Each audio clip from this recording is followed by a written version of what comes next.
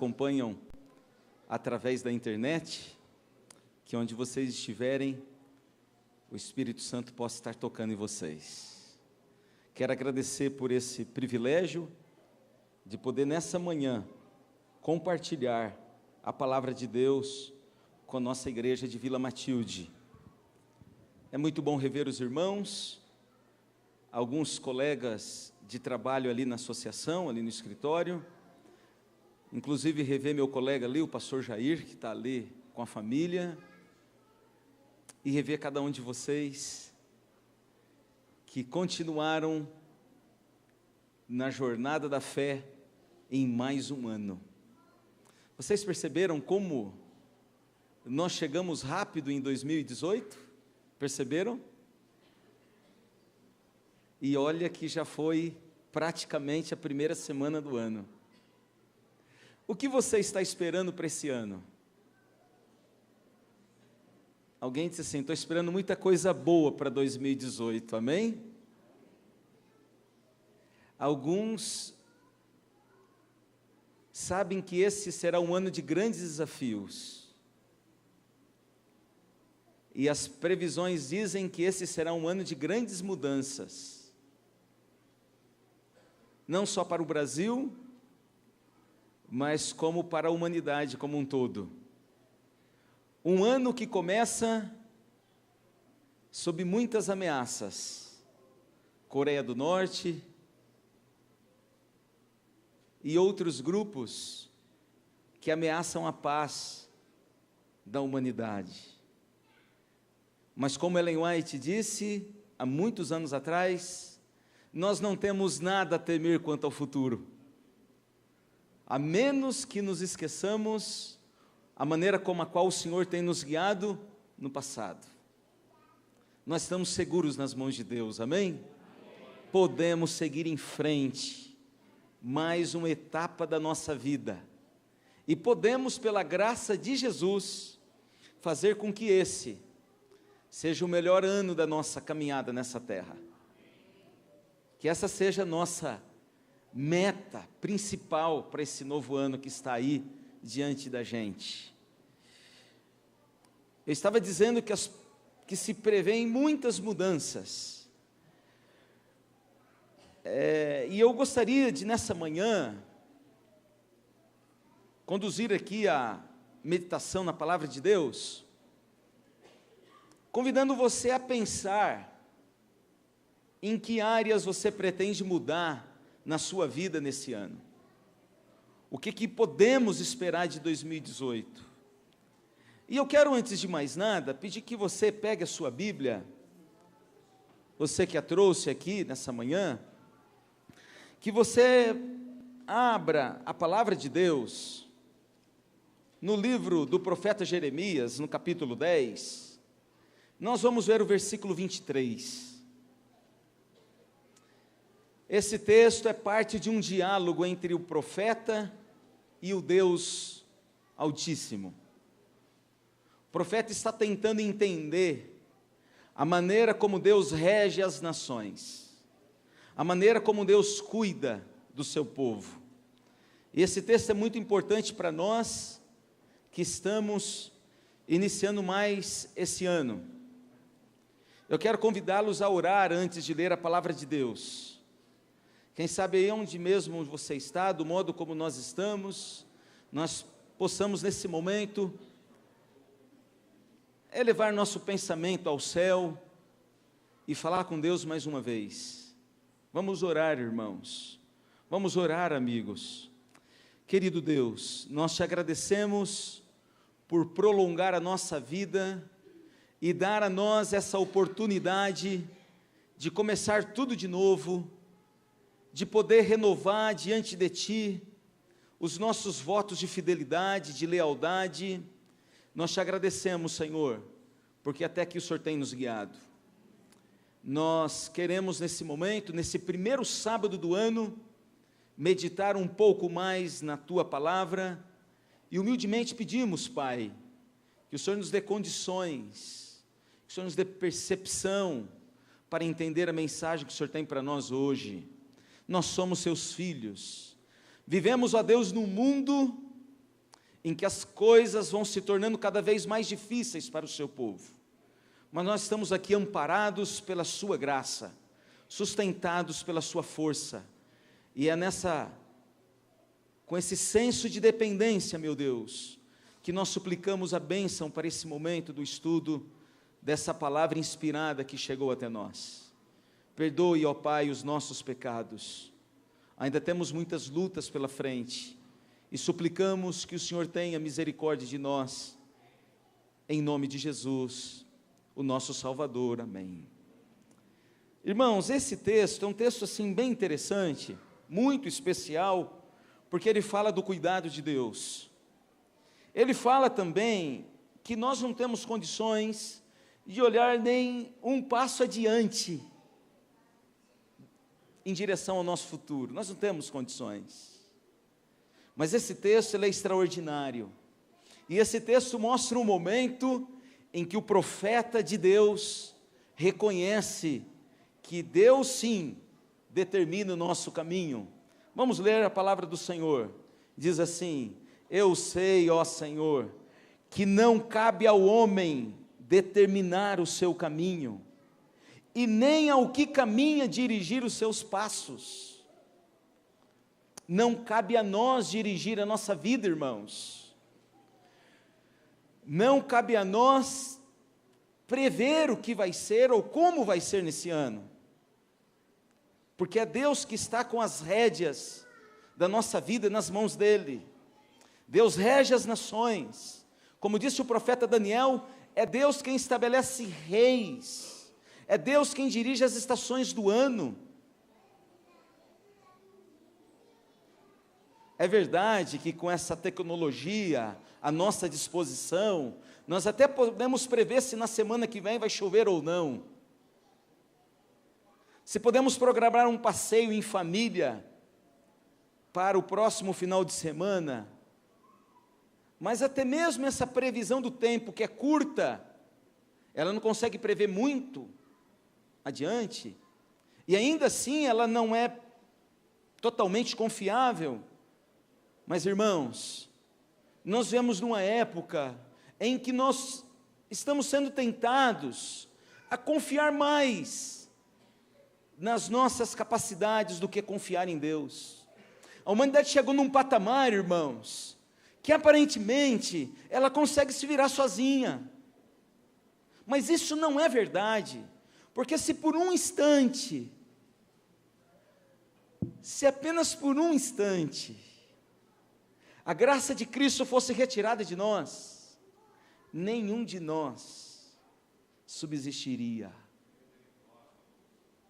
Mas Deus é bondoso, compassivo, longânimo,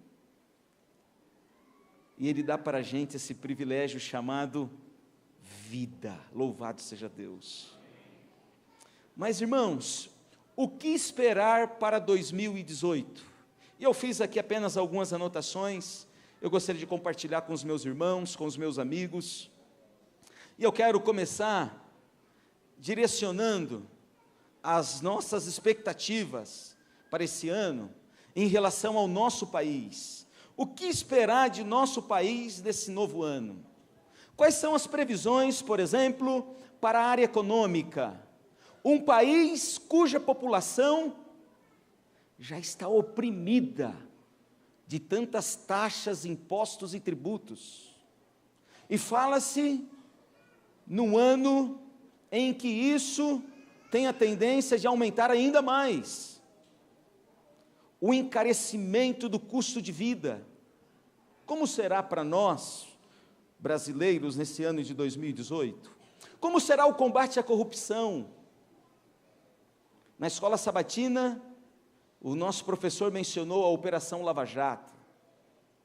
O quanto que esses homens sérios têm contribuído para fazer uma faxina em nosso país. Mas será que o combate à corrupção vai continuar?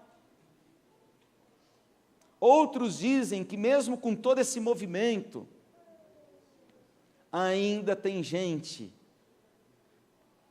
trabalhando, vivendo à base de propinas, tramóias e jeitinho, que infelizmente em nosso país tem sido comum. O que esperar da segurança do nosso país? Nesse exato momento, irmãos, policiais militares e civis estão sendo presos lá no Rio Grande do Norte. Eles querem condições melhores para poder trabalhar.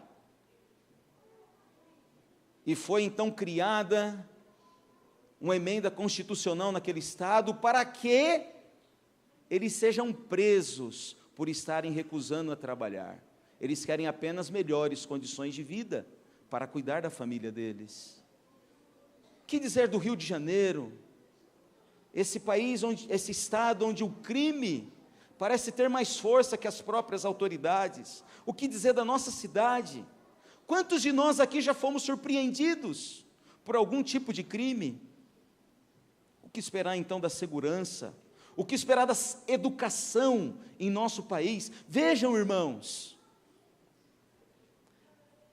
vejam que em matéria de educação, estão tentando empurrar goela abaixo para os nossos filhos a tal da ideologia de gênero, a mídia sufocando os valores da educação sendo invertidos. O que esperar de uma sociedade cujos princípios estão no mínimo, irmãos, duvidosos do ponto de vista cristão, do ponto de vista bíblico cristão?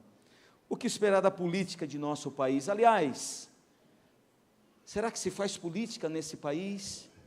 O que vemos, na verdade, são grupos políticos trabalhando para seus próprios interesses, para se manterem no poder, para explorar o povo. O que esperar, então, desses nossos governantes, dessas nossas autoridades? Será que eles deixarão de pensar em si mesmos? Ah, queridos, nós temos aqui na palavra do Senhor, na segunda carta do apóstolo Paulo a Timóteo, 2 Timóteo capítulo 3, versículo 13, nós não temos uma previsão muito positiva para o cenário de nosso mundo. Nós não temos. O que a palavra de Deus diz aqui, em 2 Timóteo 3,13, é que os homens maus e impostores irão como mesmo? Percebem? Sabe, irmãos, nós vamos entender que como cristãos, nós vivemos como que um peixinho fora d'água. Como já dizia nosso estimado pastor Alejandro Bulhon, nós somos aqueles que andam na contramão, porque nós prezamos pela honestidade, prezamos pela transparência, prezamos pela dignidade, num mundo onde esses valores não são mais tão assim defendidos.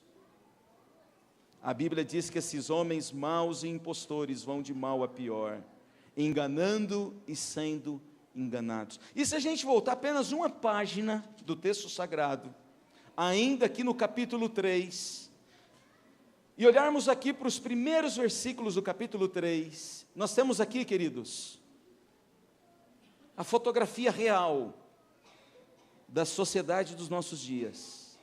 O apóstolo diz assim: sabe, porém, isso, que nos últimos dias sobrevirão tempos, pois os homens serão egoístas, e aí a lista é imensa, avarentos, jactanciosos, arrogantes. Essa é a expectativa bíblica para o ano de 2018, no que se refere ao mundo em que vivemos. Mas o que esperar da igreja para esse ano? Nós já vimos que do mundo, realmente, nós só devemos esperar desafios para viver a realidade da nossa fé, num mundo onde os valores bíblicos cristãos estão sendo ultrajados, desprezados, pisoteados. Mas o que esperar da igreja, meus irmãos?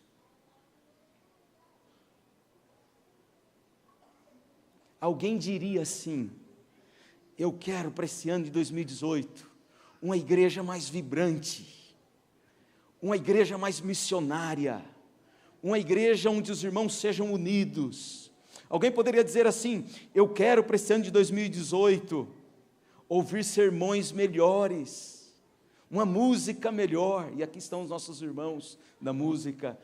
Eu quero nesse ano de 2018 um clube de desbravadores mais envolvente.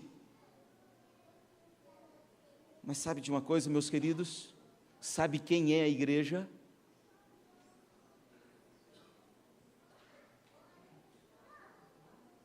Quem é a igreja, gente? Que tal? Que tal isso? Que tal você entender e eu entender que eu, você, nós somos a igreja de Cristo? A igreja não são os tijolos, não é a estrutura, não é o prédio, a igreja é você, sou eu. É claro, esse lugar é confortável, agradável, é bom estarmos aqui, como disse o apóstolo Pedro, não é verdade? É bom estarmos aqui, dá até vontade de passar o dia inteiro aqui.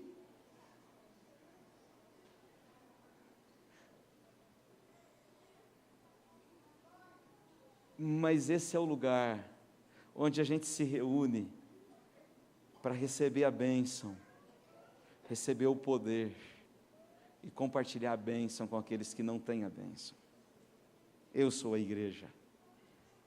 Quando eu entendo, queridos, que a igreja sou eu deixo de ser crítico, eu deixo de ser exigente, eu deixo de ser implacável com o meu irmão. Quando eu entendo que a igreja sou eu, aí sim eu entendo que se eu não for e pregar, quem irá? Se eu não orar pela igreja, quem orará? Percebem? Eu sou a igreja. Então, nós poderíamos agora mudar um pouquinho a ênfase da nossa meditação.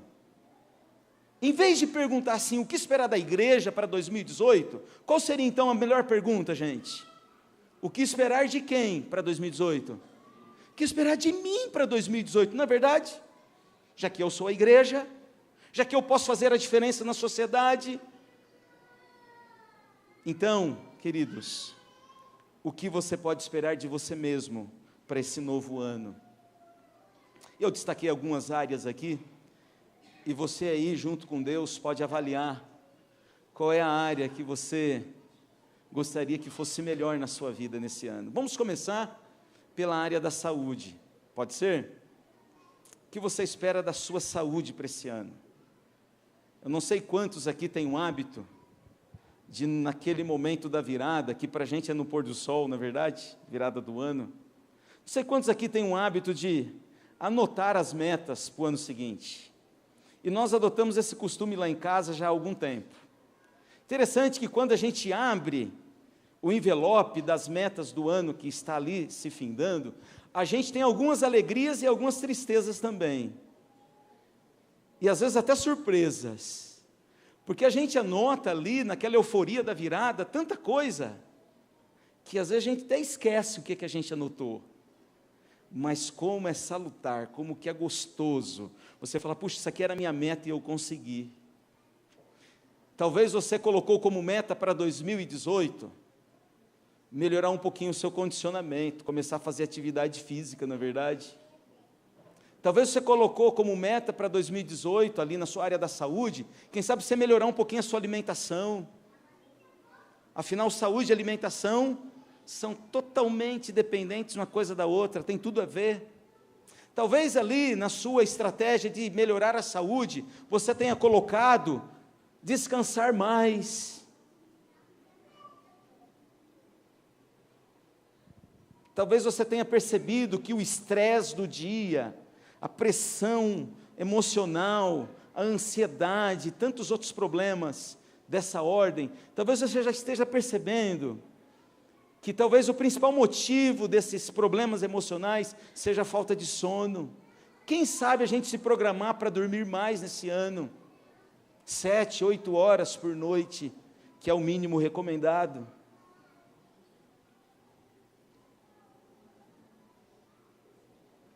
E na família? Como você está planejando fazer com a sua família para esse ano? Seria importante passar mais tempo em família, irmãos. Seria importante abraçar mais, dizer mais eu te amo para o cônjuge, para os filhos. Seria importante perdoar mais, aceitar mais. Seria importante na família prezar pelo culto familiar, cuidar do altar da família. E na vida profissional, irmãos, o que seria importante nesse primeiro sábado do ano? O que seria importante nós planejarmos para a nossa vida profissional? Será que o cristão, o adventista que aguarda a volta de Jesus, ele deveria prezar pela competência no que faz, pela excelência, não importa qual seja a minha atividade profissional? O mundo olha para o cristão de maneira diferente. E um dia desses alguém no grupo, num desses muitos grupos de WhatsApp, perguntou assim: olha, onde que eu encontro um bom profissional? Ele queria fazer um serviço ali no carro dele, e disse: olha, eu preciso fazer um serviço no meu carro, quem sugere um bom profissional? E nesse grupo, que não é composto só por adventista, tem várias pessoas que não são também da nossa igreja, alguém disse assim: procure fulano de tal, que ele é adventista. Qual é a mentalidade então daquela pessoa? É que por ser adventista seria um bom profissional. E o Salomão, esse sábio aqui, que escreveu alguns livros da Bíblia, ele disse assim: conhece alguém que faz bem o seu trabalho? Essa pessoa merece estar na companhia de reis. Como você quer ser conhecido na sua vida profissional? Quer ser conhecido por sua honestidade, por seu caráter incontaminado?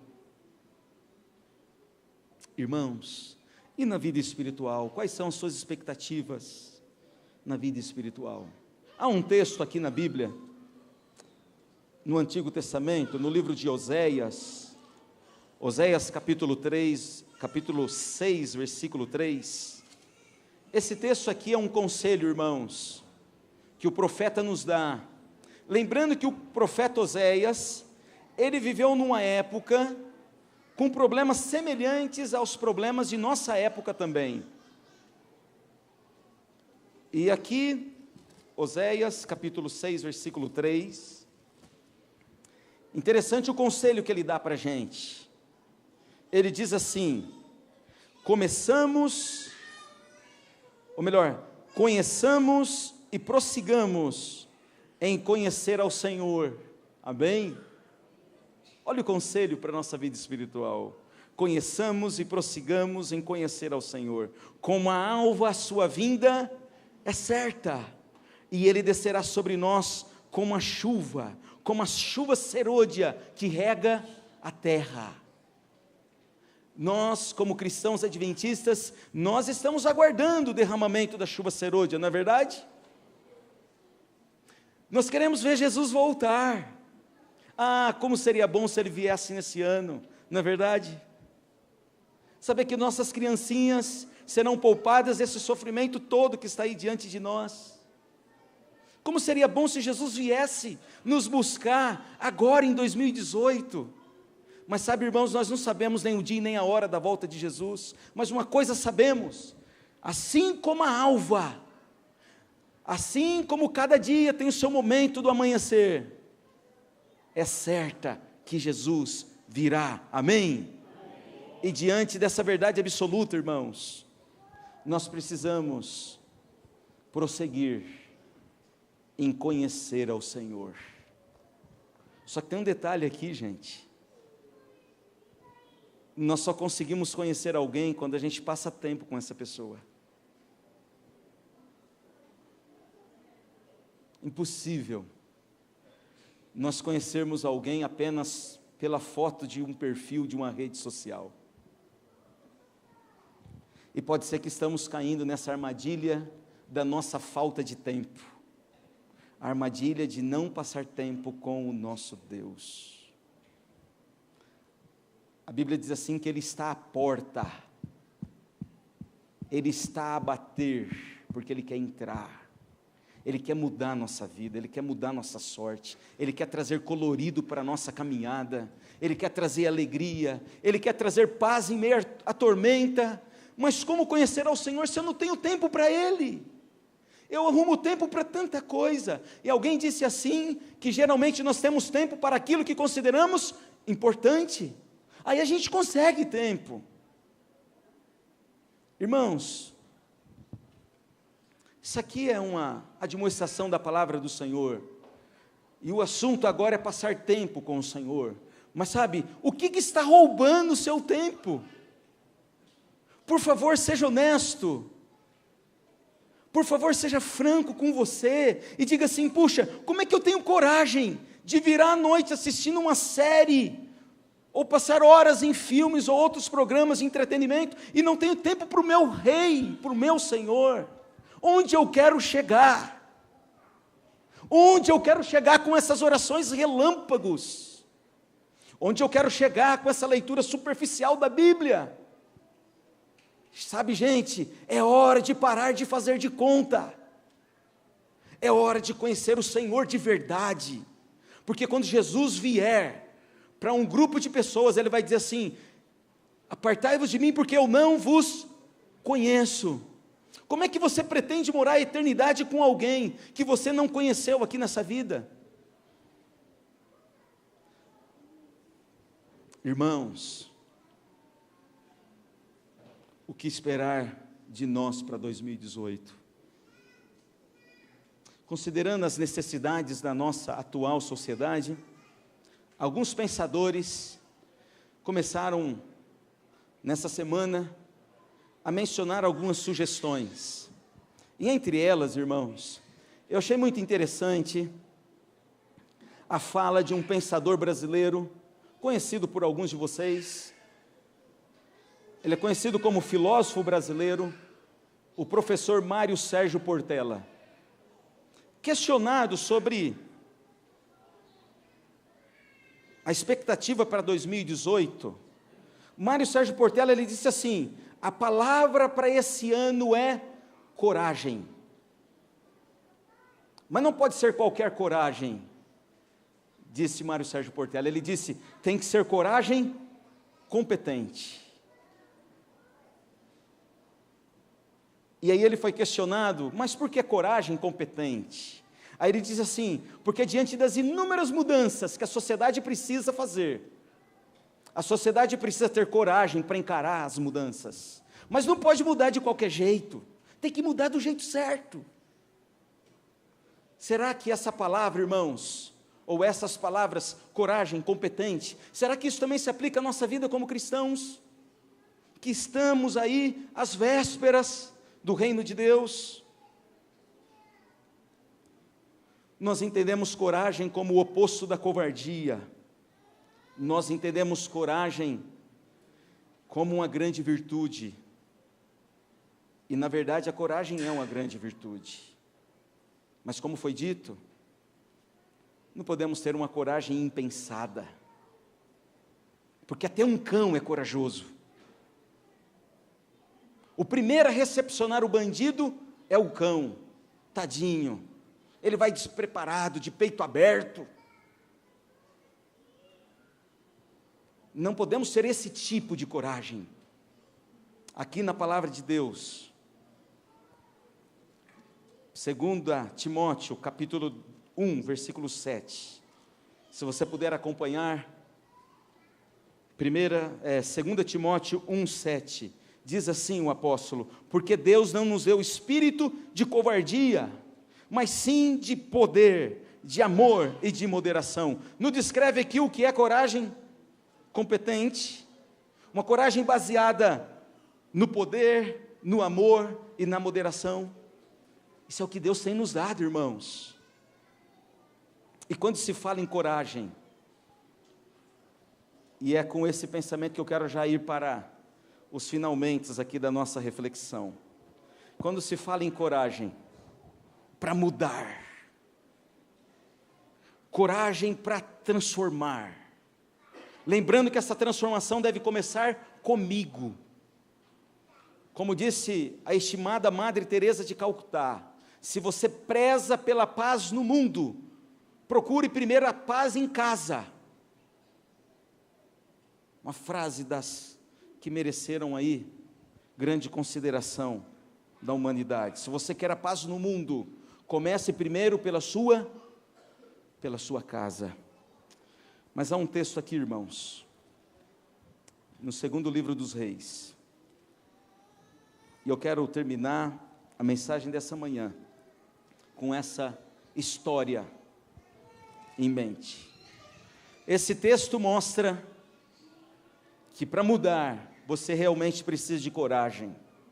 Se você quer mudar alguma área na sua vida nesse ano, se você já conseguiu identificar alguma coisa que você precisa mudar para estar em perfeita harmonia com a vontade de Deus, se você conseguiu perceber isso, aliás, até para perceber isso a gente precisa de coragem, até para perceber que a gente precisa de mudança, a gente precisa de coragem. Então, se você já percebeu, você vai perceber nesse texto agora que vamos ler, que para mudar, irmãos, não basta apenas querer, não basta apenas saber que precisa mudar. Para mudar é necessário que haja atitudes. E aqui em 2 Reis, capítulo 13, os versículos 14 em diante, fala de uma pessoa que estava com a faca e o queijo para mudar. A faca e o queijo, tinha tudo para mudar, tinha tudo para fazer diferente.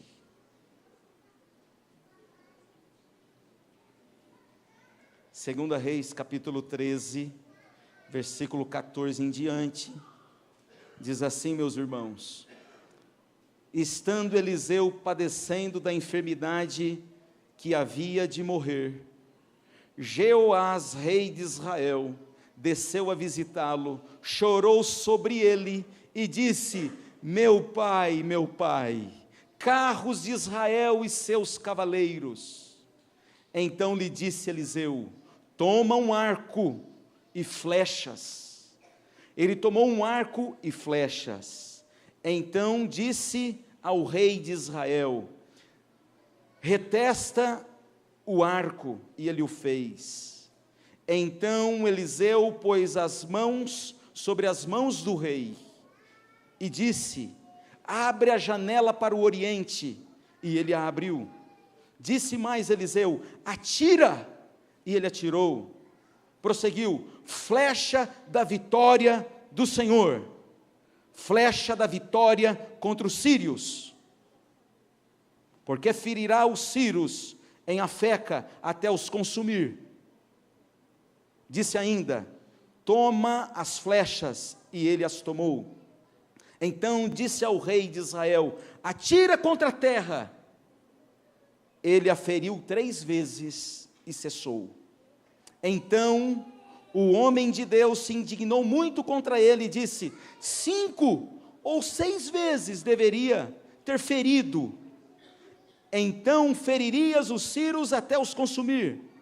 Porém agora, só 3 vezes ferirá os sírios. E o texto diz então que o homem de Deus morreu e a história seguiu em frente.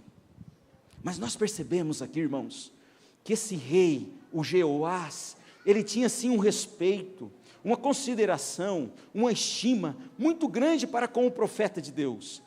Quando ele chegou e viu o profeta deitado, acamado, às vésperas da morte, já velhinho, ele se debruça em cima do profeta e começa a chorar e diz assim: meu pai, chamando o profeta de pai, dizendo assim: o Senhor são os carros de Israel, o Senhor é o exército de Israel, e o Senhor está aí morrendo. Ah, irmãos, a morte chega para todos.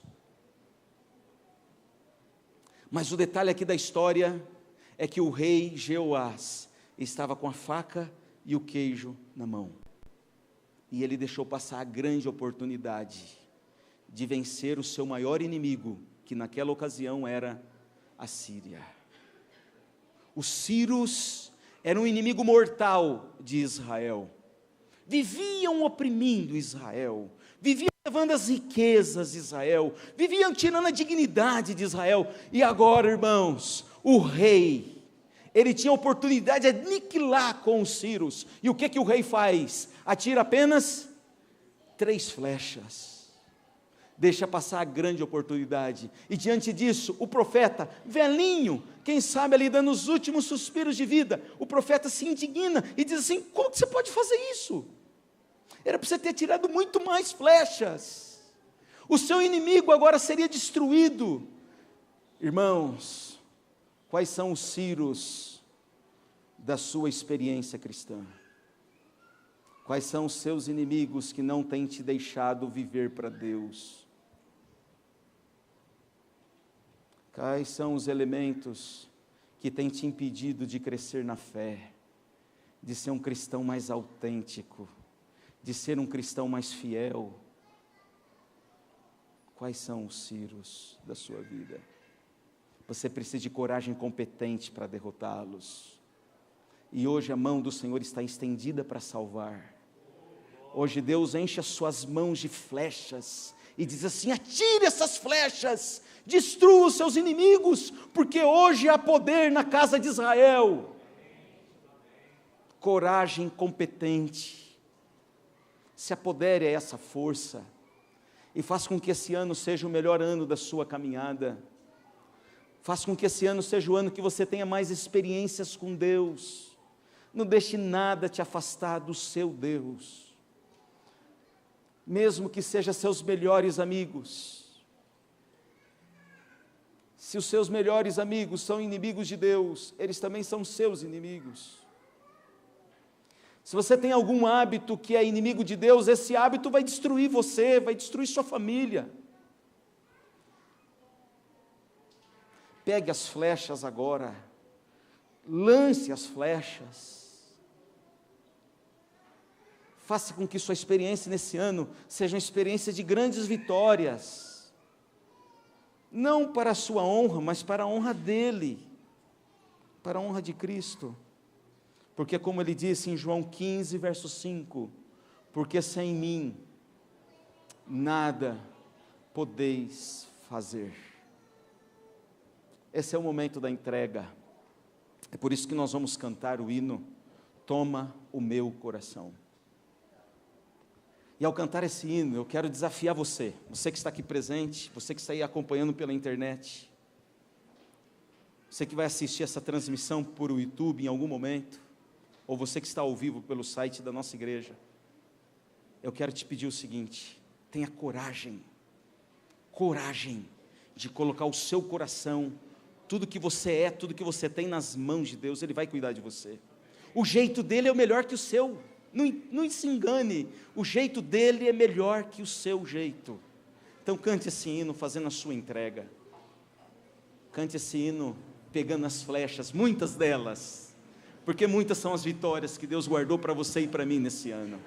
Que Deus nos abençoe em nome de Jesus, amém.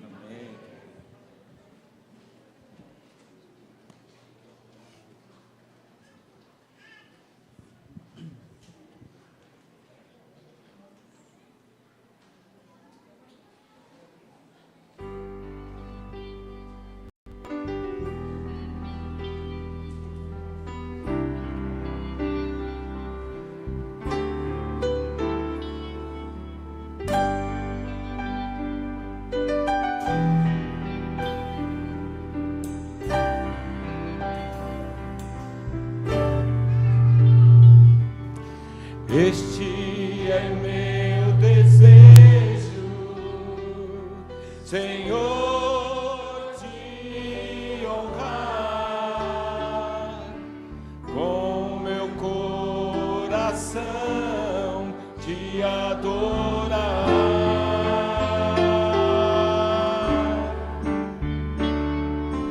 Tudo que há em mim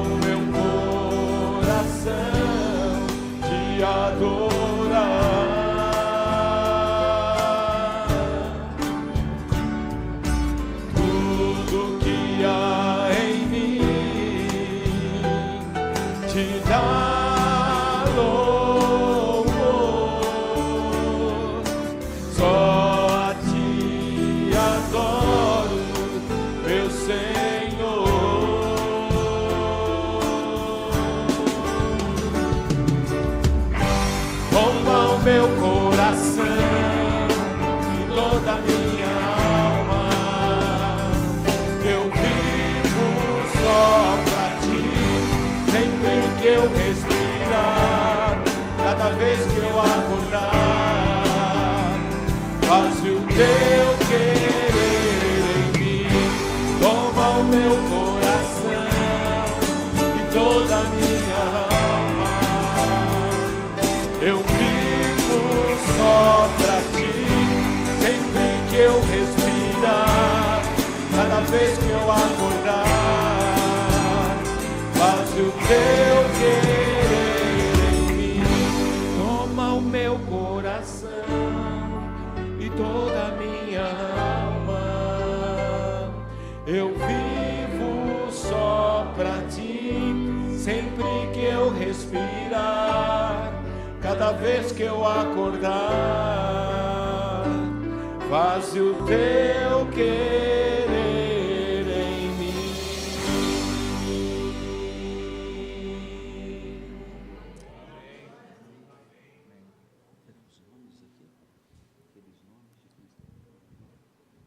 Vamos orar? Querido Deus, te agradecemos pelo interesse que o Senhor tem pela nossa salvação. Te agradecemos porque mesmo diante das nossas falhas, diante das nossas imperfeições, o Senhor não tem desistido de nós. Muito pelo contrário, o Senhor continua insistindo, o Senhor continua trabalhando de todas as formas para nos atrair para perto de Ti.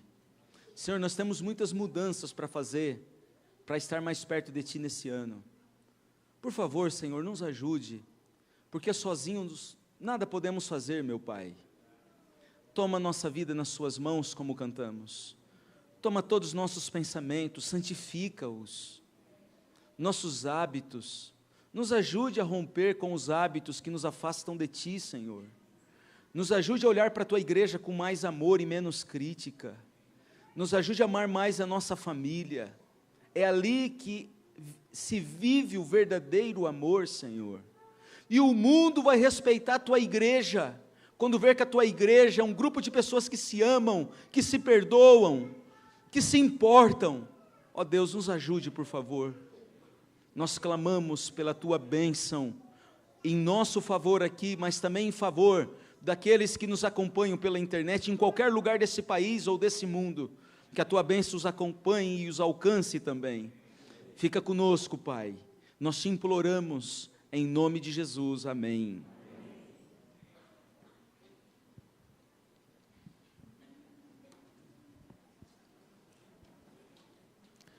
Nós só gostaríamos de lembrar, exatamente, que amanhã nós teremos um musical pela Alice Camilo. E nós gostaríamos agora que todos, ao sair, nós teremos, no caso, exatamente a organização da saída, exatamente pelas diaconisas, e que possam, no caso, ser abençoados por Deus.